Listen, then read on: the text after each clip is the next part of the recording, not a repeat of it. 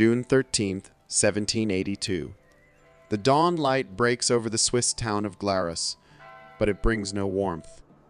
Church bells echo through the cobblestone streets, summoning a crowd that stands silent and tense.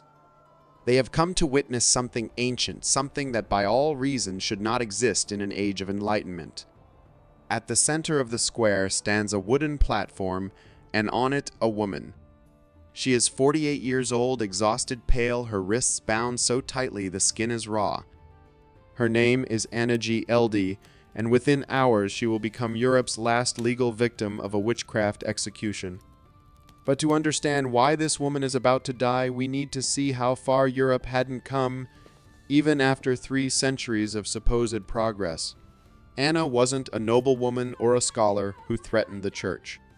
She was a servant. She worked in the home of a wealthy, powerful physician named Dr. Johann Jacob Tschudi. She cooked his meals, cleaned his floors, and cared for his 8-year-old daughter. By every account, she was loyal, kind, and diligent. But one morning, the child began vomiting.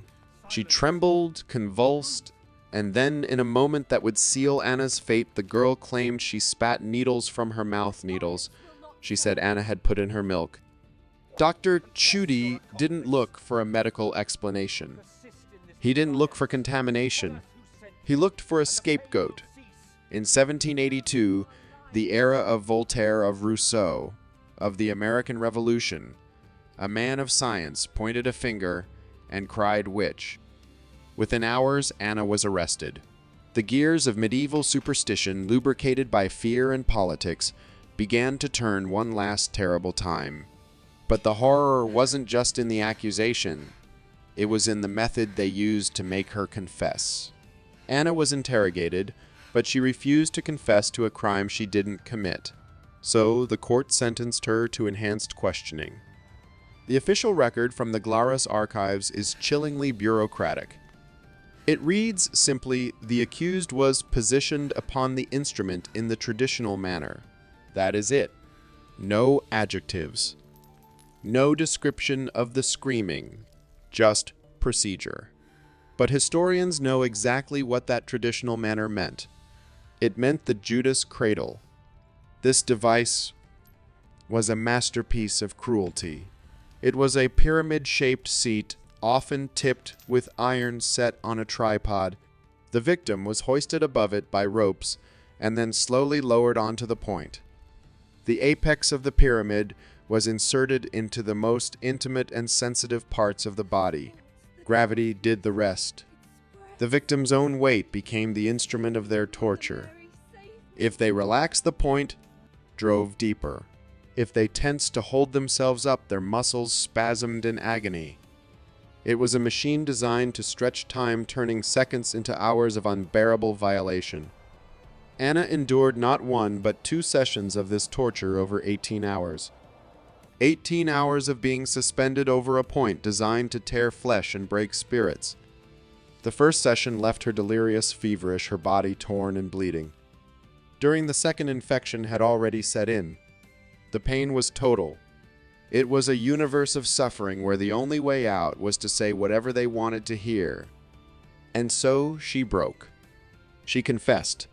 Not because it was true, but because truth no longer mattered in that room. She admitted to making a pact with the devil. She described him as a black dog with glowing eyes, a detail likely fed to her by her torturers. She claimed she had cursed the physician's daughter. She even said she had used needles blessed by demons to poison the child's milk. The confession was absurd, a patchwork of folklore and hallucination, but the court accepted it without question. They sentenced her to death by beheading. Here is the dark irony that makes this story so infuriating. The Inquisition was long gone. Torture had already been condemned in Spain, outlawed in France, and restricted in parts of Italy. But local courts, isolated in their mountain valleys, clinging to their petty power, kept the old ways alive. Anna's execution was not just a killing. It was the last gasp of an old world terrified of losing control. But something different happened this time. News of her trial leaked out of the valley. It spread across Switzerland, then across Europe. Newspapers in Germany, France, and England exploded with outrage. Writers, philosophers, and reformers demanded answers. How could a nation that called itself civilized a republic no less still execute a woman for witchcraft in the late 18th century? Petitions flooded the Swiss government in Bern. Legal scholars sent letters condemning the verdict, citing reports from 170 years earlier that had already proven torture was unreliable. They argued that pain does not produce truth. It only produces what the torturer wants to hear.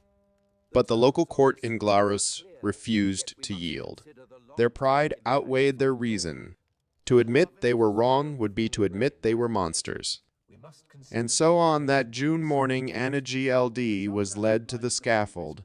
The crowd stood silent, sensing the weight of the moment. The executioner raised his blade. With one final brutal stroke, the sword fell. Anna's head was severed from her body.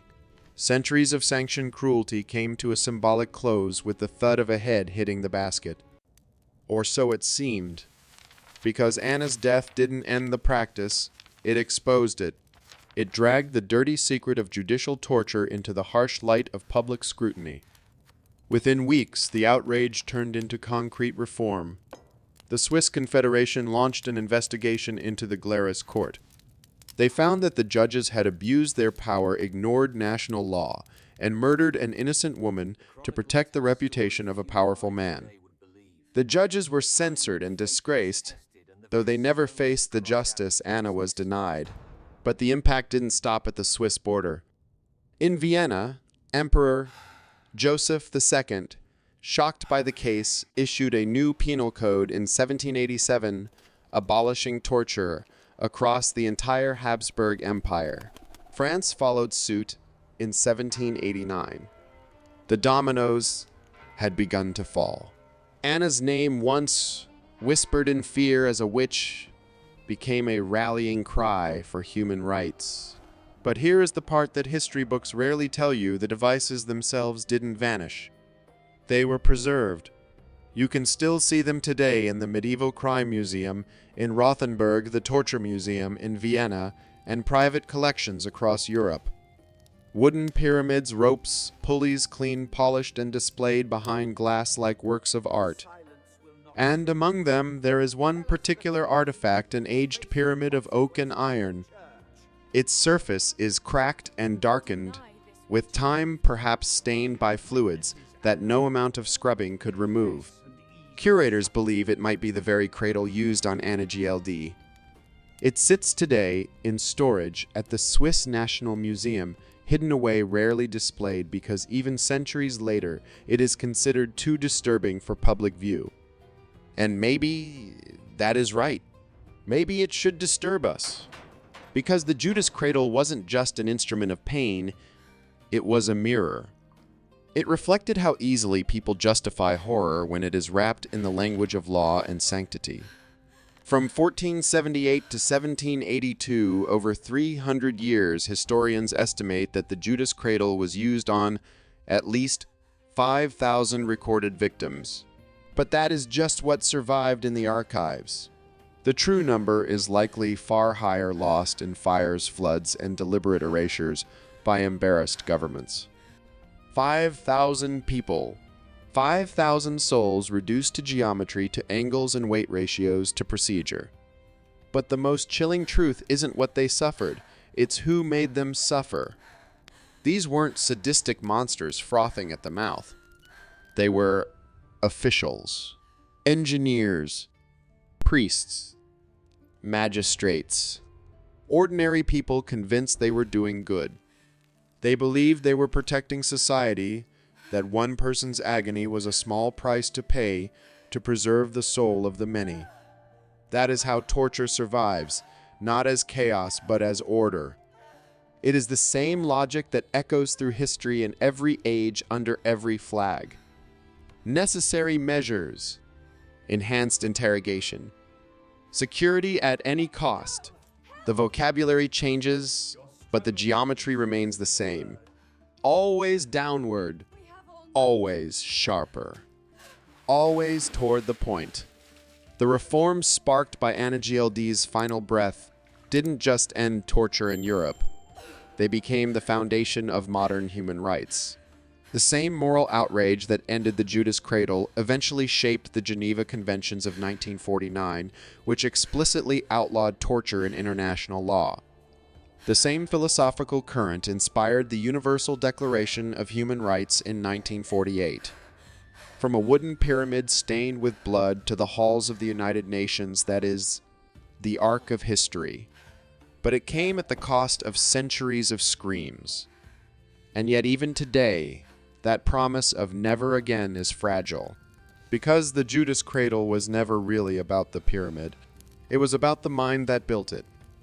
The human capacity to rationalize cruelty in the name of virtue is the real torture device. When you stand before one of those artifacts in a museum, you are not just looking at medieval horror. You are looking at us. You are looking at the thin line between justice and vengeance, between faith and fanaticism. And that raises a question I can't shake. Should we still display these devices? Do they serve as vital reminders, or do they turn suffering into a spectacle? That is not a question I can answer for you. But it is one we all need to ask. Because forgetting is how torture returns. When we stop feeling disturbed, when the pyramid becomes just another prop, that is when the geometry of pain begins again. The Judas cradle stands in our history as a silent vow. Never again. Because the moment we forget what it felt like to hang suspended over that point, trembling and praying for mercy, that is the moment we start rebuilding it. If this journey into the dark heart of history moved you, subscribe and join us. We dig up the truth, no matter how deep it is buried. What is the modern equivalent of the Judas cradle? Let me know in the comments below. Until next time, stay vigilant.